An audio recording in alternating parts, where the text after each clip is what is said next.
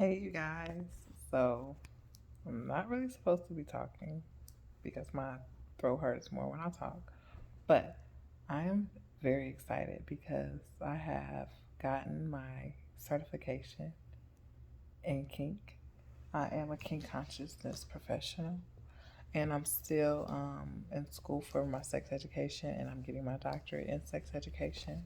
And basically, I want to help our youth and young adults prepare for adulthood, for stuff that we are hiding and trying to keep away from them so that they can actually be aware and make self-conscious decisions and know that if they made a decision, it wasn't because they didn't have the information or they were lied to or being babied. It's they decided to make that decision. And we all know things happen, so you can't prevent everything, but you can try to. And along with that, I have a goal to teach parents um, how they should possibly or give them information in which that they should share with their children because everyone raised their children differently. So how what I feel like your child should know you may not. However, hindering and taking away information from your child or making them feel like, oh, that's bad and it can't happen. They're just going to find the information somewhere else. So I want to have this curriculum, this program, in which instills helps adults teach their children. It helps teens actually get answers to questions that they're really facing, that they really are concerned about, and young adults when they graduate and to go into college or to the next, stage of life, that they have the information about everything, and it's not just about sex, STDs, this. Yes, sometimes sex comes with STDs, but it doesn't happen every time you have sex. Yes, sex comes with pregnancies, that's a risk, but it doesn't happen every single time. The things that need to happen every single time someone makes this big, mature decision to have sex, because that is a big decision. It can be life changing, and not just for STDs or pregnancy, but mentally, physically, everything. It impacts everything. Consent needs to be the number one thing on both parts. Communication needs to happen. If you can't have a conversation with your partner about how you feel, what you like, your fears of what you're about to do, but you engage in the act, that's not that's not going to do anything for you but mess you up in the long run. Going to leave you with regret, leave you with questions unanswered. And if you can't have this conversation with someone, be able to ask simple questions like, when is the last time you had sex? How are you? Do you get tested often? What makes you want to have sex? What's your favorite position? What don't you like? What makes you uncomfortable? Or do you sometimes tap out? What's your trauma? Anything, questions that you may have, but you can actually have sex with this person. Like that is kind of scary because sex is intimate, and I want to share that with the world. I want to help, especially women of color, people of color in general. I want to start off with young women, but if it connects to men, I want them to feel the connection. I want them to be able to ask the questions. And that's why I'm pursuing my doctorate in sex education, so I can continue to get more answers because I don't have all the answers at all. It's going to take a lot of research. This is a new topic, and it's a topic that people are scared or they like tiptoe around. And I'm done tiptoeing. I'm stumping on it. Sex happens every day. Without sex, you would not be here. I would not be here.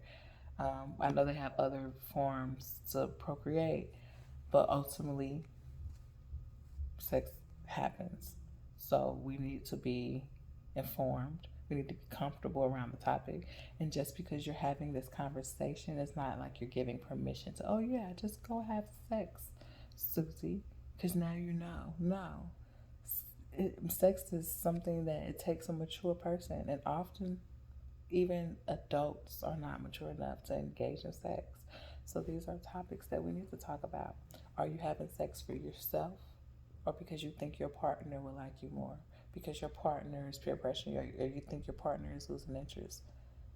Sex is not going to change that. Sex might heighten that little that feeling for about an hour and a half, 15 minutes, five, three.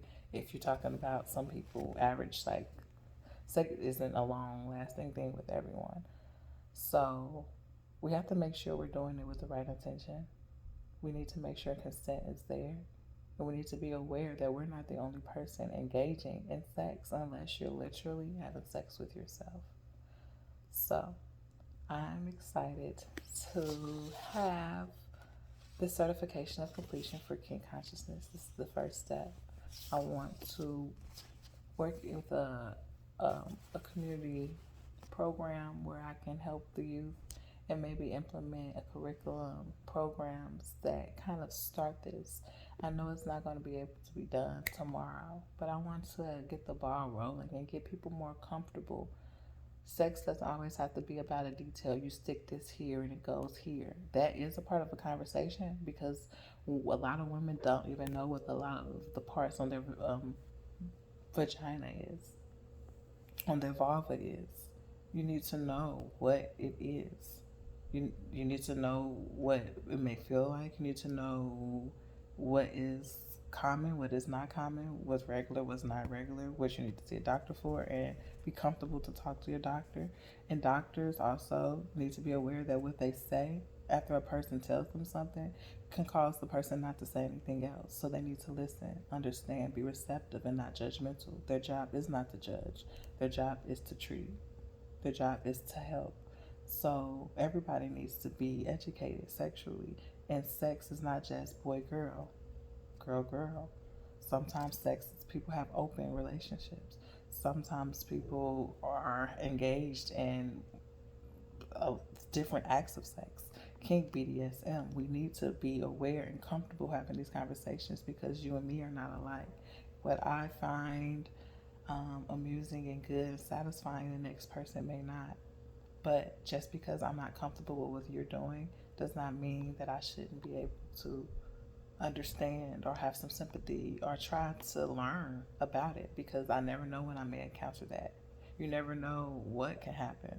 So open mindedness around sex is a must, and that is what I want to instill. And I think it's easier to instill with our our teens and young adults because they're the start of the new wave, and getting the parents who actually have these children who are curious, but they may make sex seem like a scary or bad thing when if it's so scary and so bad, you did it to have them. So let them know it's not about that, and it's not always about the dangers. It's bigger than that. So I'm excited. Again, I'm sorry. I'm recovering. I feel like I've been talking a lot already. My throat's starting to hurt. But I have a revelation, and I really pray that I can get this opportunity to change or help impact the world, even if it's just a start and the spreading the seed. I was influenced, honestly, by Miranda Bailey on this last episode. I always had this thing that I wanted to do, but I always see it so big, like, yes, I want to see the growth and I'm trying to change. But sometimes it just takes planting the seed. And I'll be okay with planting the seed and watching it grow because the big idea is for the change to happen. I don't have to make the change and be a part of every single piece of the change, but I can help the change start to happen, and I'm okay with that. So that is where my journey is leading me, and this certification